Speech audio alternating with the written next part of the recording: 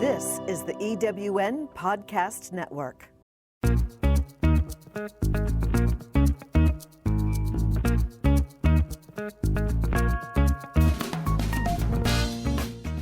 Welcome to Late Boomers, our podcast guide to creating your third act with style, power, and impact. Hi, I'm Kathy Worthington. And I'm Mary Elkins. Join us as we bring you conversations with successful entrepreneurs, entertainers, and people with vision who are making a difference in the world. Everyone has a story, and we'll take you along for the ride on each interview, recounting the journey our guests have taken to get where they are, inspiring you to create your own path to success. Let's get started.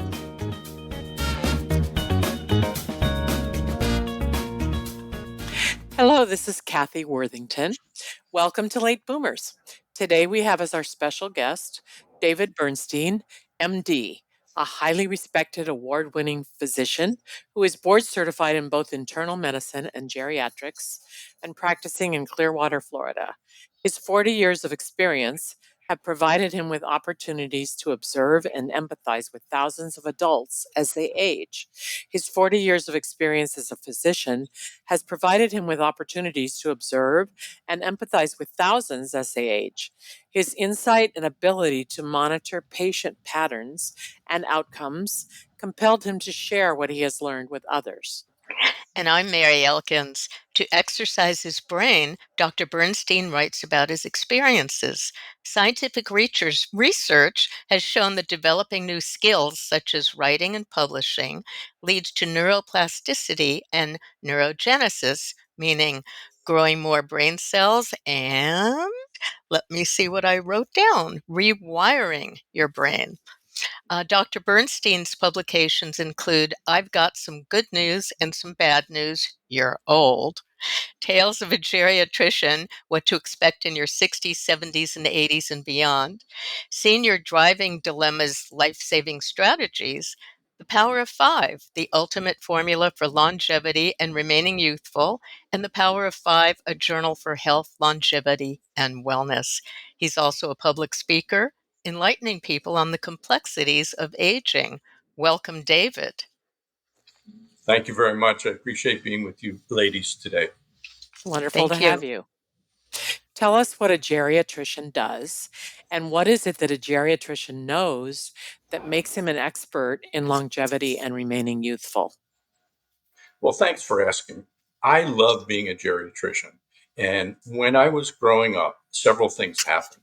One was that I saw my mother become very frustrated with the medical care her parents got. And she made me promise that one day when I become a doctor, I would do a better job. And I committed myself that How old were you? Somewhere between 14 and 17, because by then I was going off to college. So at around that time when I was applying for college, a National Geographic magazine appeared in my hand. We didn't subscribe to it, so I don't know how it got there. But I've been able to research, and I found the cover. I read the article again, and there was a centenarian on the cover. And I said, I want to know about centenarians, people who live to be 100.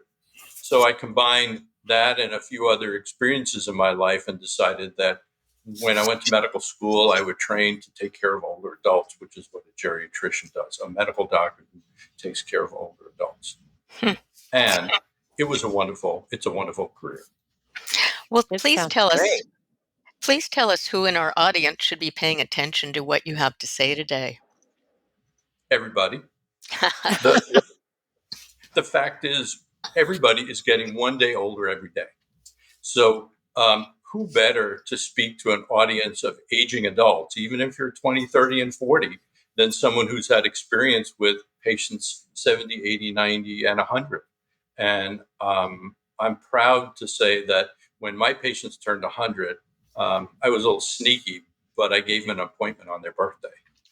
And I would order whatever choice sandwich they wanted or whatever lunch they wanted, and we'd have lunch together. And I would pick their brains to find out what were their secrets. And it was one of the most enjoyable experiences a person could have. Well, were there a lot of them? It was a dozen or two. It was more than 5 and probably less than 20, but it was enough to give me a flavor, and I never got tired of doing it. Like, you kind of can get tired of doing certain things, but when someone turned 99 and they were 99 and a half, and I saw their birthday was coming up, I jogged their appointments so that we'd be together on their birthday. That's great. Wonderful. That's What a great. nice thing. And Yeah. what have you learned from taking care of adults as they age? Well, I used to, and still do, speak to audiences, and I would ask them to tell me what their secrets were. And time would pass, and they would answer questions, and I distilled it down to 5 items. I like the number 5 because I think people can remember 5 things. Even one of my doctor colleagues, instructors, told me never to leave more than 5 recommendations in a consultation for another doctor because they couldn't handle more than 5. Wow. So everything I've done is limited to 5. There are 5 family members, 5 players on a basketball team, my favorite sport at the time, and 5 senses. So 5 was a good number. After distilling it all down, the 5 things spell the letter grace, the word grace, GRACE. And the Ah, G stands for goals, R stands for roots, A stands for attitude and adventure, uh, C stands for companionship, and E stands for environment. ah, I like And that. each one of those meant something to me, and they all meant something to my patients because that's what they told me. Hmm, that's great. Well, tell us about the leading causes of illness and disability that you've observed, and what, if anything, do they have in common? Well, Um, if I may, I'd go back to my grace thing for just a minute Yeah, and just please. go into a little bit more detail because Okay. G of G for goal, G stands for goals, but as people who have a goal or a purpose in life, something to get up for in the morning. Right. And every one of the things that I talked to you about has been shown in scientific studies one way or another that holds up as leading to this more favorable health and longevity. So having that purpose and having a job or having a volunteer activity. I remember one of my patients who retired and moved from New York to Florida, and he took a job as a security guard at a historic hotel, a Hmm. landmark hotel in Clearwater, Florida. And between the drive and getting away from his wife for a few hours, or the camaraderie he had and the sense of purpose he had, and driving a beautiful road, which he had to drive, was all something that lended him to live a really happy, long life. Mm. So the second one we don't have as much control over is our roots or our DNA. And the DNA affects us about 20 to 25% of our longevity and our health. Oh, So the other that's all. 75, no, that's all right. So it, it's up to us to either recognize we have good DNA and good genes, and we're going to protect them. We're going to eat right and exercise and do all the right things. Or we have bad DNA, and we're really going to do something about it because we know, based on family history of breast cancer, colon cancer, diabetes, heart disease, that we're going to take action early on in our lives. And again, that's why people in your audience should listen to a geriatrician because I've seen people from that young age all the way up. So protecting your roots is important. It's also has something to do with your family and your heritage, and knowing your family tree is another way of looking at roots. Yeah, I mean, how do you I'd love to go into that a little bit more. How do you defy your DNA as far as these diseases? Are there pills you take, exercise? What would you recommend? I'm going to have some recommendations in a little bit, but there is some research going on, but there are no pills just yet. There are people who are working on the cellular level and the mitochondria in your cells of maybe some current medications. There's a medication like metformin for diabetes that can be used for that, or some other supplements that might be helpful in that process. Yeah. So there will be some things, but for the moment, it's exercise, diet, sleep, socialization, and avoiding stress. And I'm How do you do that in the big city or when you're out there working? That's a hard one to do. Yes, it is, and probably the hardest one. But there are some things I'll get a chance to talk about them a little later. Okay. So we got through golden roots and attitude. I have found and I've learned that people who have a positive attitude, but particularly people who have gratitude and kindness, Mm. have much happier lives, and have a much better outlook on things. I I just also got love goosebumps when you said that. oh, because of your kindness and your gratitude, I hope. Yeah. Without a doubt. I also like to use that A and for adventure for people who are adventurous.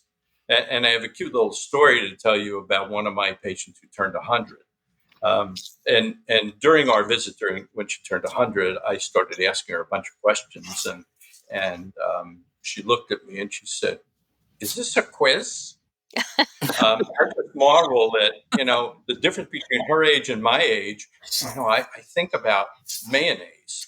Like she was opening up this mayonnaise in this mylar plastic thing, and when she was born, mayonnaise was made that day in a little jar with eggs, and they had to stir it right then and there. And here she is, 100 years after she's born, and she's doing this newfangled way of opening mayonnaise.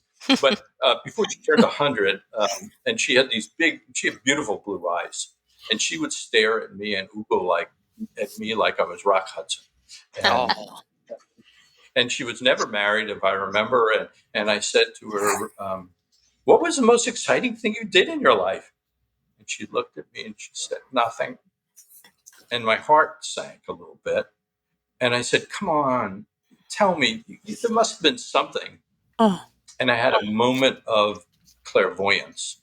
And I said, "You went skinny dipping, didn't you?" Huh? And she said, "How did you guess?"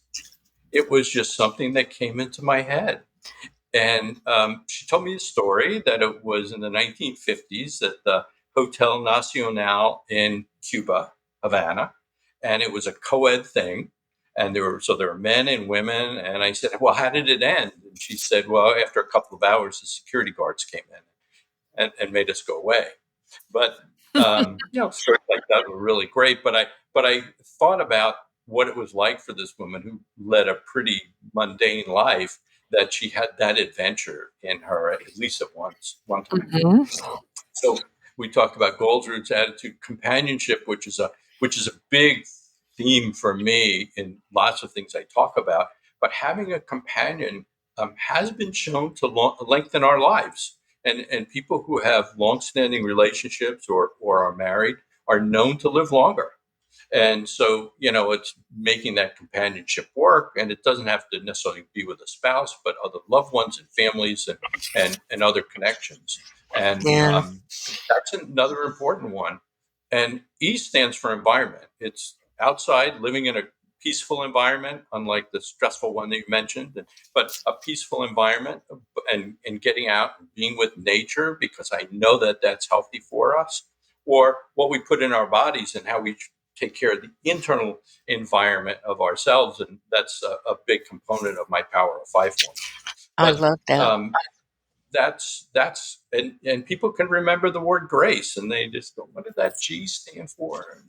But it's something. Number one, it's something to live for, and number two, it's something that helps us organize our lives. Am I getting enough goal? Do I have a purpose in my life? Am I fitting all these things in? Because truly, those were things I saw in my patients who aged the best. And it's also a formula for resilience. And I Mm. had seen a study that demonstrated attributes of these people who live longer, and they studied them and measured them. And I went, "Oh, that's my grace formula right there." And they found this in a urban area study among people who had better longevity and resilience. Wow, that's wonderful. Fabulous. Well, now would you elaborate on the opposite as far as what are the leading causes of illness and disability that you've observed? And Is there anything they have in common? Exactly. It's a great point because when I was young in medical school, I knew what killed people between 18 and 35. It's the same thing now as it was back then. But then, what are the things that are hazardous and the illnesses that you would see most between 55 and beyond? And those would be heart disease, cancer, and neurodegenerative diseases like Alzheimer's disease and other dementias and Parkinson's disease. Those are things that people worry about. And particularly speaking to your audience and a population of baby boomers, those are things that should worry people. And those are things that I paid the most attention to. So as I did my research, I looked for something that I could attack and generate interest and what held them all together. And there was one thing, this concept of inflammation. Oh, So people who have this chronic inflammation in their body, and you read about people have an opportunity to read about this all the time. They'll read about an anti-inflammatory diet, or they'll be told to go to their doctor and ask about an inflammation test, or somebody will talk to them about one thing or another in terms of the diseases that occur. But heart attacks, for example, occur when there's an inflammatory process going on in a blood vessel. It immediately ruptures and there's a sudden blockage. It's not this slow, it is a slow, steady process, but the abrupt onset of a heart attack is this acute plug, an acute clot in a blood vessel. So that's an inflammatory condition. oh, Cancer seems to be inflammatory. And there's a lot of debate now about causes of dementia. And it's a really long list. And I learned this one thing in medical school that always stuck with me, that whenever there was a long list of causes of an illness, it's because people don't really know. Now, mhm, it's true that scientists studying Alzheimer's disease have been really focused on plaques, tangles, amyloid deposition in brains. yeah. But there's still lots of things that would contribute to that. There is diabetes as a contributor, cholesterol as a contributor, head trauma as a contributor, and strokes as a contributor. And the head trauma doesn't get much attention, but I've certainly seen my share of patients who are older and maybe susceptible to dementia and maybe have some mild form, and they have a fall at home and they spend a day or two in the hospital and they get confused and they come out and they're just not the same. Football, And boxing. oh yeah, well, I'll sort of say don't get me started there, but I Right, did have right. one of the most lovable patients I had is a retired football player, and I saw the consequence of his head trauma, and I watch football games, and I just know that that person's going to have a problem. That going through and getting your head hit that hard um, exposes people to risk, but there are other risks too. Falls that occur when silly people climb on the roof and fall off, or over Hmm. 65 and falling off a ladder. And that's just not being smart. And that puts you at risk for shortening your life or creating disability so that you may live a long time, but live it disabled. Yeah. Right. I wanted to Mm. ask you also, and you covered a little bit of this, but what are the contributors to inflammation in our body and what can we do about them? Well, I go back to my 5 items, five 5 things. I items. made it easy. 5 items, 5 things that contribute, and they all begin with the letter S. Okay. So first is avoid sweets.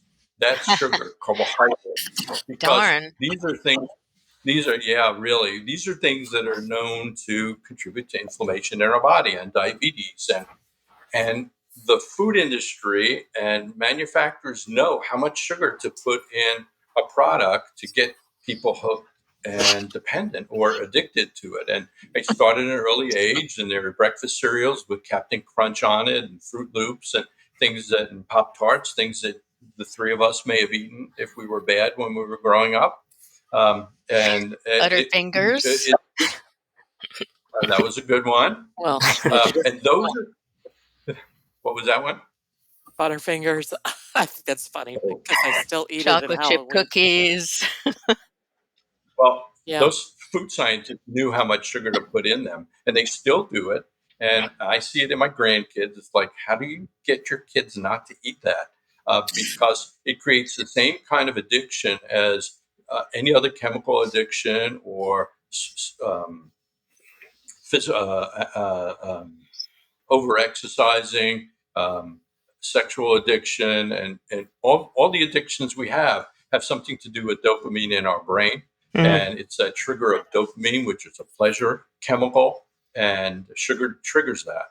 So avoiding that or controlling it, get the most healthy carbohydrates you can, include it with fiber, for example, like a strawberry or a peach. It may be sweet with natural sugar, but it's got an awful lot of fiber that will slow down the absorption of sugar. That's as opposed to the quick jolt of a sugar beverage that you get at 7-Eleven. And Mhm. that's really what hazardous. And you can't imagine what it's like sitting in an exam room with a patient and they say, I have 3 of those big gulps a day. Those Ooh. 48-ounce bottles of containers that they get in the store of Dr. Pepper. And Oh, I've heard that one. And that's an immediate alarm for me. but diet Yeah. drinks So are terrible too, aren't they? you are correct, Mary. They are, and they should be avoided as well. We don't know enough about what they do in our brain, and I certainly believe that they trigger some of the same reactions in our body that would make us feel like we've had something sweet. We secrete insulin, and then we're hungry again. Just Yeah. like What eating Chinese what food, would the maybe. second S be? So the second S is avoid stress. So Okay. that might be walking away from your job or asking for a job change or making that job this employment change in your life, and also incorporate meditation and mindfulness. And those are really big catchwords these days. But it's true that we can make a difference, and studies have shown that. I Our generation, for the most part, wasn't raised on doing that. No. But in the younger generation, if we can encourage and teach our children to do that and our grandchildren to do that, we'll have a happier world and a more peaceful world. Mm. But if any of the things I've talked about so far and talk about for the remainder of the program today, it's never too young. You're never too young to start, and it's never too late. So Uh-huh. even though we've gone through our lives without meditating, it's certainly a technique we can all learn and have a favorable impact on ourselves. I know I didn't meditate, but nor did I find myself having enough time in a busy practice to do things like that, and regrettably didn't, but I incorporate it now, and I find it very rewarding. I did Mm. too, and I didn't learn it till about 5 years ago. So So yeah, like never too late. And makes a difference for you, Kathy? yes, yes, I Yeah. can really tell if I Yeah. missed a day or And something. and I do it in the morning, whether it's 5 minutes or 15 or 20, just to take a moment and just go in and be quiet and keep my thoughts away. It's a great exercise, and we could all probably agree it's not easy after the lives we've led of busy things and checklists and to-do lists and all the things we've got to do and got to be working time and those things that we all did in our lives. And so Right. it is a really good way of resetting, and brain waves change during that too, for the better. So doing that. So we covered the things we should avoid: stress and sweets, and so get more sweat. Well, that's Oh, exercise, and Sure. they're like that, huh? yeah. Yeah, Um, so, but so there's, and my wife exercises, but she never sweats, so she tells me. So, the the government recommendations are 30 minutes 5 days a week, so that's 150 minutes. I think that's on the low end of things, but then the maximum is about 450 minutes, above which you don't get much further benefit. But as we age and we start losing muscle mass, which occurs starting at age 40, we lose about 10% every decade, or that would be 1% per year.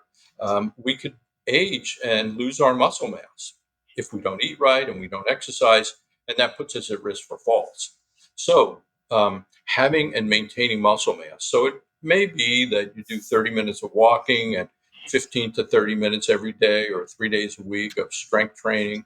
And then there's flexibility work that you can do, yoga, Tai Chi. Tai Chi, by the way, is something that's really neat and fun.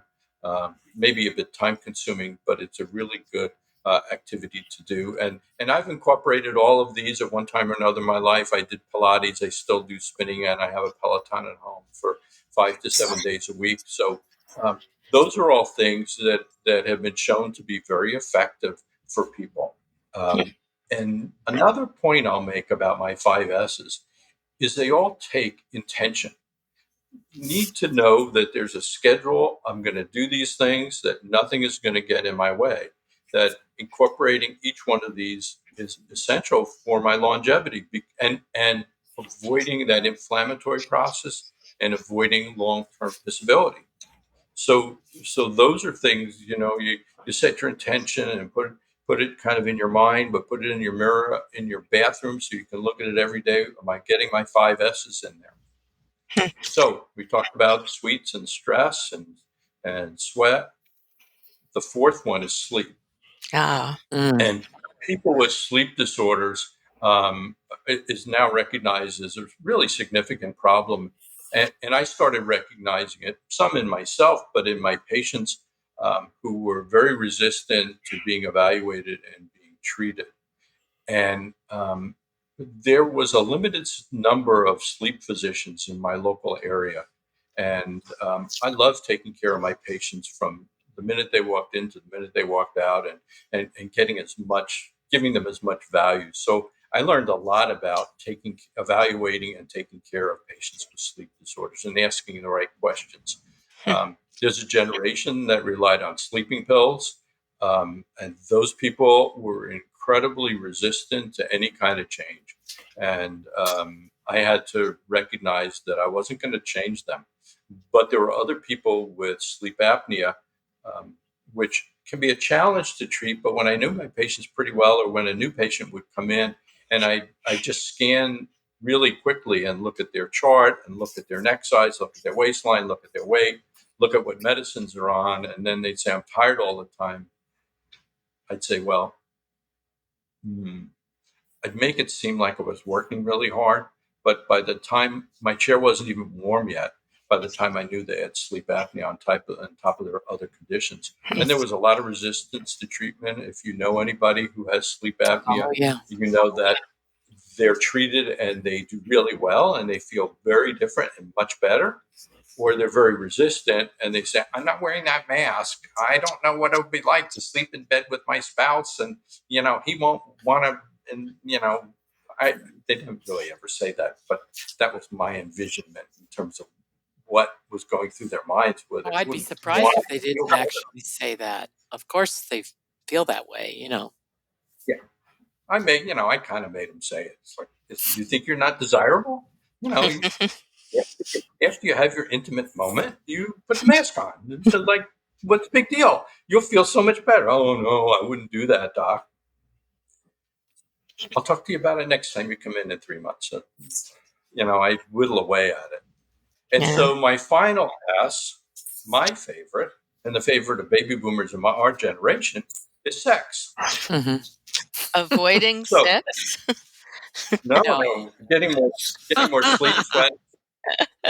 So my wife is not a prude, and she knows that when I wrote this was on the cover, and she said, it's really very good. A younger generation is less sexually active than baby boomer generation, and so they may shy away from that. And if I ever speak at a religious institution, I may substitute a different word like socialization, but it's about socialization, connections, intimacy, because those things really make life and the world better for everybody. Having that connection, having a partner, having someone to either do activities with or be with, or just know that there's someone there to protect them and look out for their health, and without being too much of a nag. But that's important. And I've really been attracted to the concept that the opposite of intimacy is loneliness. And loneliness is a health hazard. Mhm. Loneliness is the equivalent of smoking 15 cigarettes a day or being obese. And we know that those are serious health problems.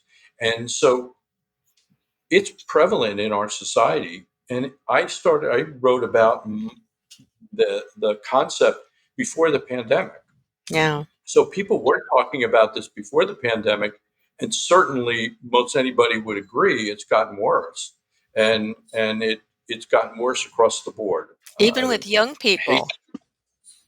yeah, it really has. I've seen I have 5.5 grandchildren. I'm going to have another Yeah, 5.5. granddaughter Oh, next month. congratulations.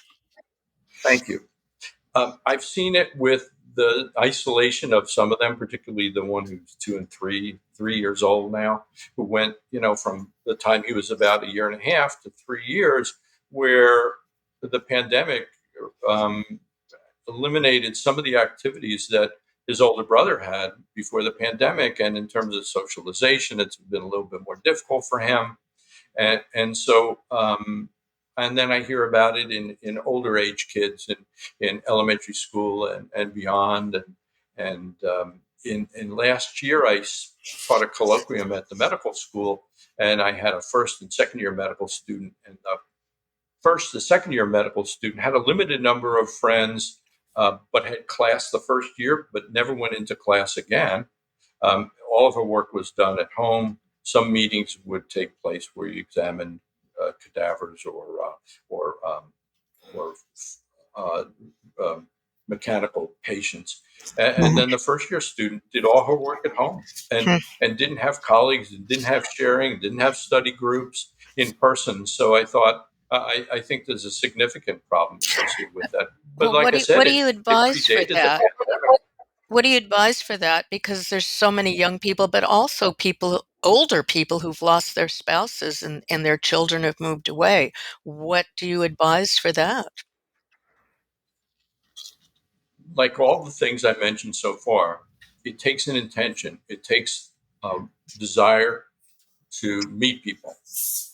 And, that may be easier when it's a desire to change your diet or change your sleep, the other things. But this is a whole different world. This is, I'm going to call up this guy I met at a poker game last week, and I'm going to ask him to go to have coffee together. Women do this much better than men. So Mhm.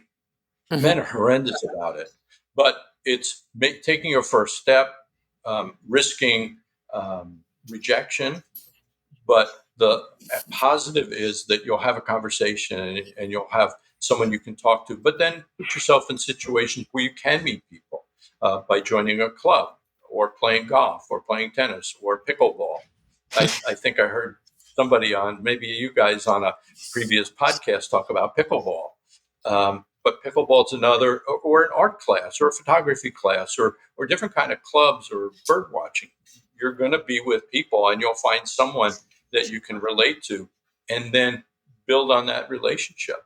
Mhm. And older adults who are not used to doing that can go to senior clubs and go to where there are presentations, and getting out of the house and just meeting people and being open to doing it. And it's really difficult.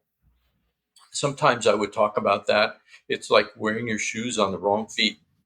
It's just like really uncomfortable and really awkward. And I know, Mary, you're an introvert, and it's hard for you to be out there and do that. But just put yourself in that situation. And by the way, that would be true for me.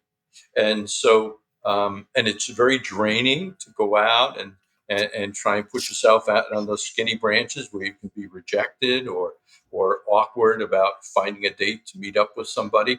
Um, but it's really as important as the other items, and it's about taking care of your health. So And you've kind so, of touched on this right now, but I wanted to ask you what our audience can do right now to turn things around to remain more youthful, in addition to putting yourself out there to meet people, of course. oh well, getting back to the 5 S's of the power of five, it's make the dietary adjustments, when I realized some things weren't going right with my diet, my wife and I became vegans, or we eat a plant-based diet. So make some changes. And if there are 5 S's, pick one that you could work on. Work on your stress, work on your sleep.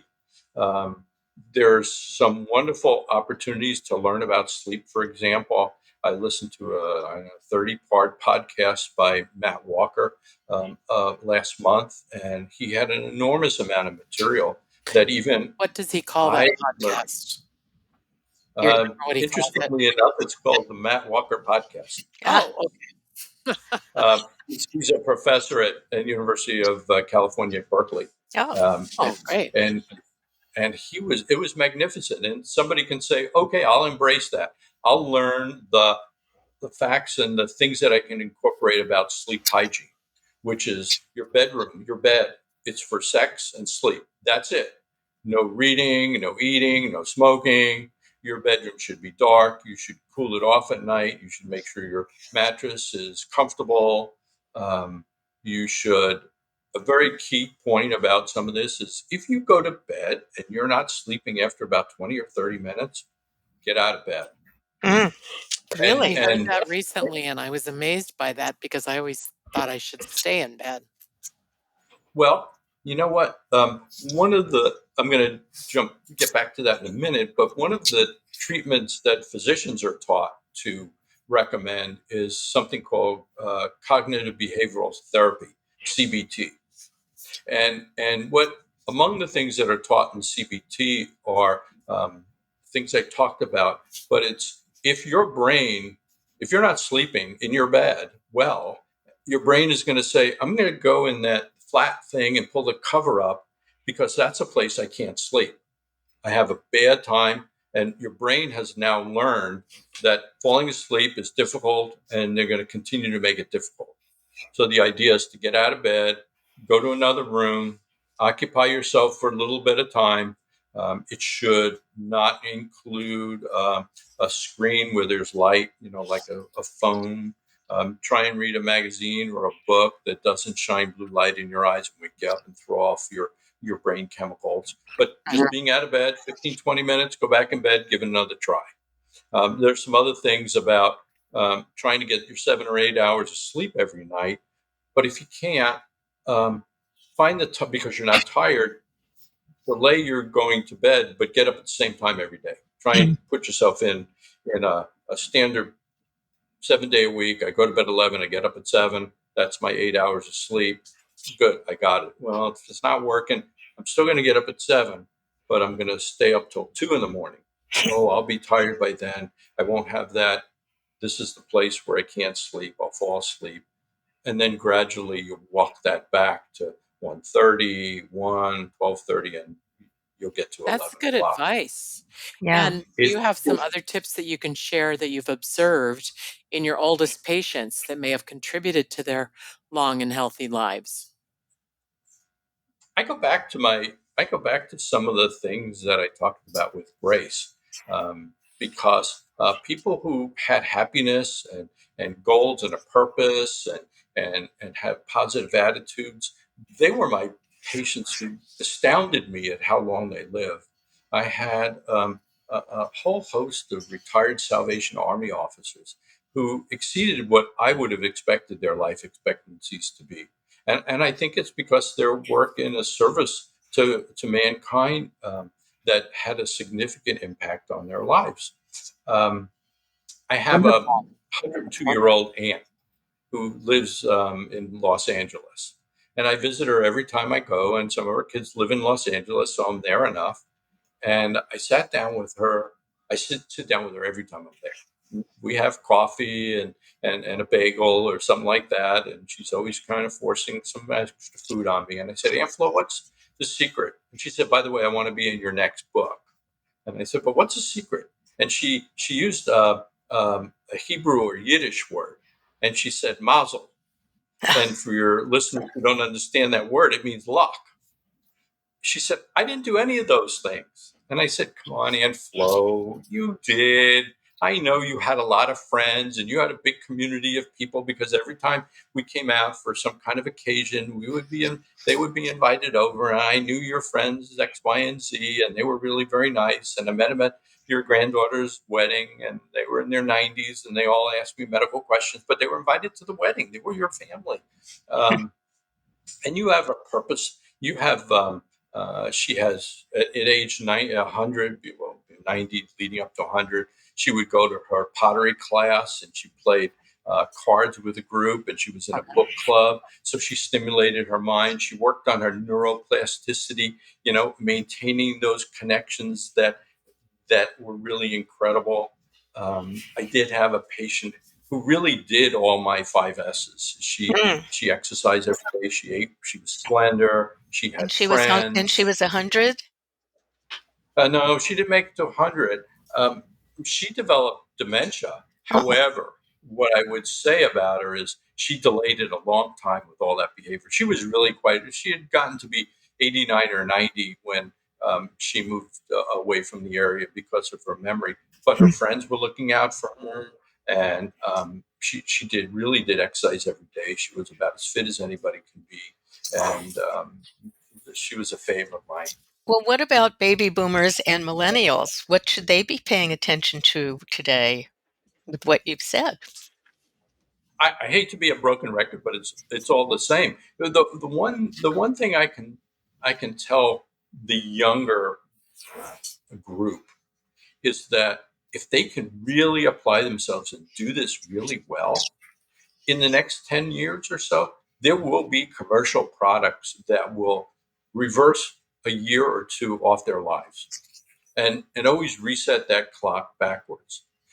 But they have to take care of themselves to get to that point where they can benefit from that. And the Mm. science is moving rapidly enough. It is an area that investors and venture capitalists are pouring lots of money into because it's really very popular. And people are coming up with some really interesting ideas. But even when I hear them speak, they'll mention my five S's. They won't say Dr. Bernstein's Power Five formula, but I hear it and say, no, he talked about exercise, and he talked about eating, he talked about sleep, he talked about having friends, he talked about avoiding stress, Sex. Don't forget sex. and yeah, sex, really important. And by the way, Kathy, since you mentioned it, and we'll go back to sleep, sex has a favorable impact on sleep. Mhm. And the reverse too. Sleep has a favorable impact on sex.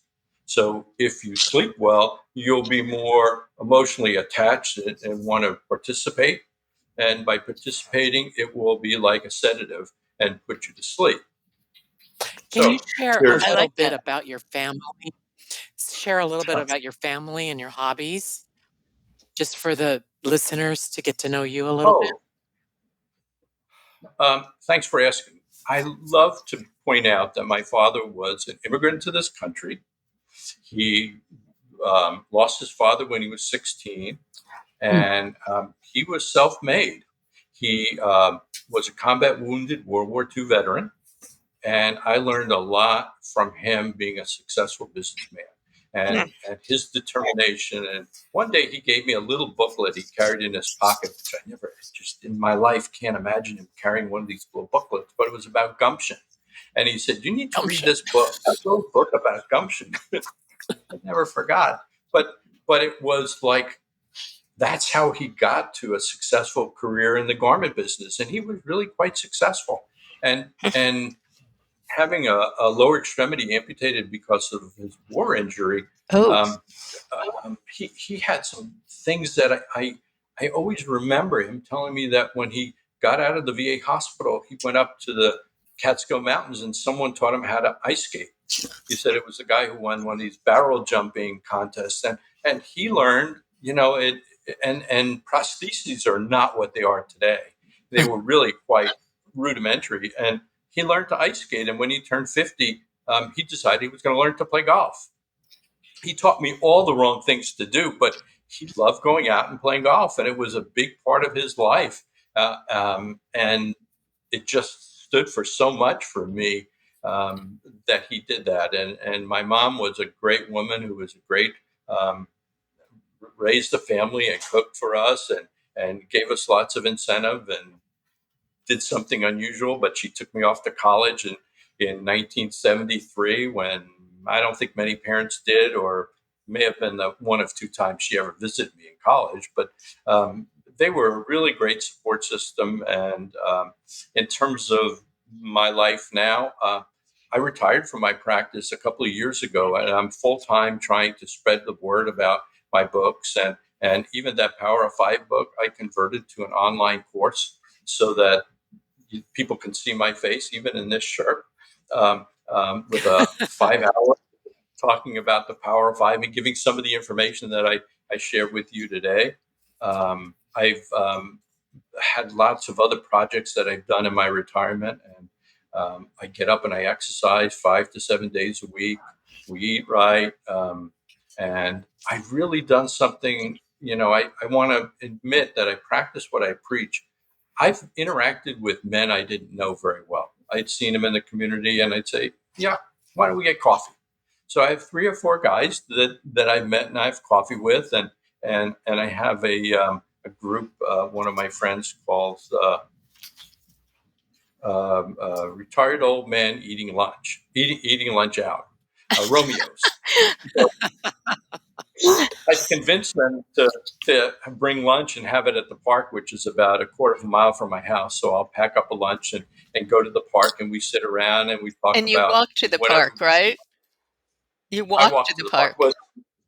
Well, it's less than 200 Excellent. yards from my house, Excellent. but I can leave late and they have to go a little bit earlier. But it depends who attends, because some of the guys are really interested in cars, and a lot of us guys are interested in sports. I'm a little less, but they'll talk about some of the nuances of what's going on in sports. But it's a group that gets together, and every now and again, someone will share something a little bit more intimate about a challenge or problem they're having, either with their physician or their health, or we're a group of people that can share things.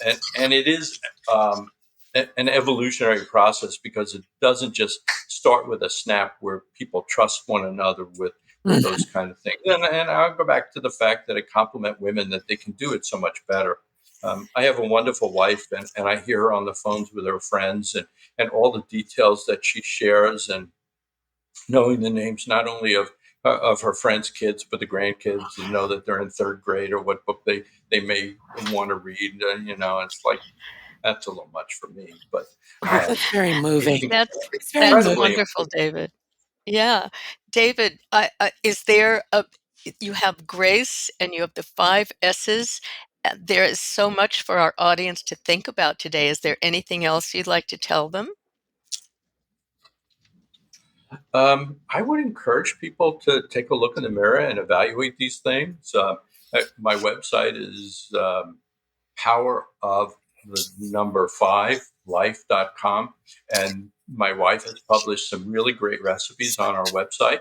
And she'll be publishing a book in February during National Heart Health Month.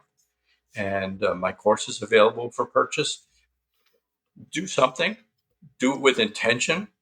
Don't try and jump in and do all 5 things at once, but pick one and then add another one, and try to, with intention, do that, and hold out as long as possible for some of these discoveries that will be made, because I think it'll be really important. And I probably haven't said very much about the importance of laughter and having a sense of humor.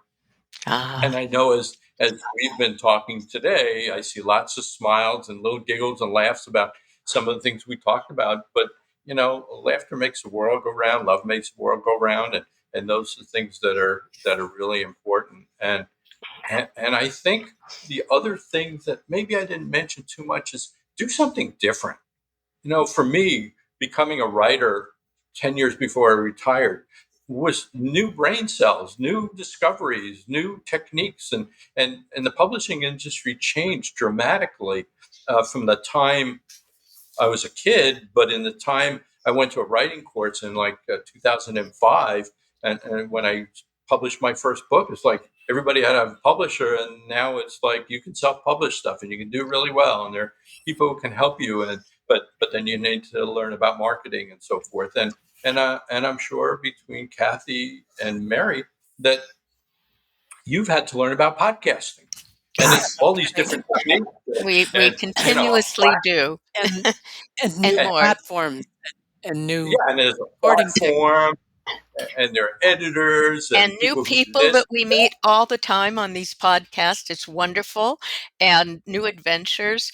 David, all that you've said is such wonderful advice, and we all have to start following that and to wait until science brings in these new discoveries so we all can live to 100.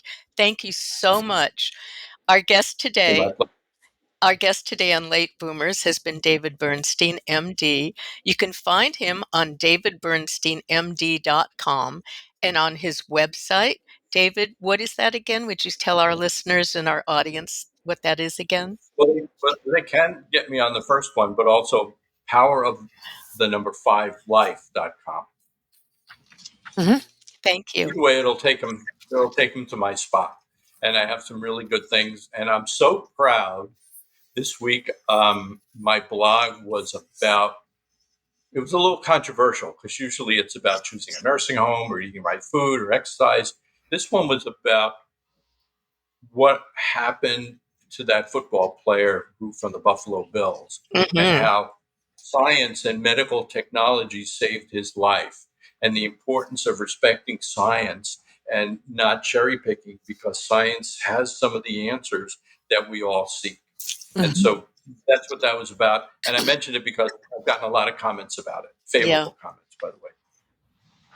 Thank So you. we want to thank you, David, and we want to remind our listeners to please subscribe to our new YouTube channel, Late Boomers Podcast, and do not be fooled by our competitors, the Late Bloomers. We are booming. Mary likes to say boom, boom, boom. Boom, boom, boom, Also, boom, boom, boom. boom, boom, boom. Also, please subscribe to our Late Boomers podcast on any platform that you listen to, and we welcome feedback on our website, lateboomers.biz, B-I-Z. We always try to bring you food for thought and hope that you find some joy. Thanks again, David. Been my pleasure.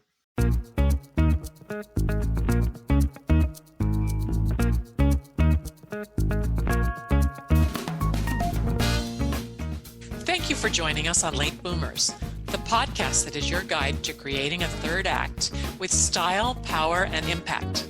Please visit our website and get in touch with us at lateboomers.biz.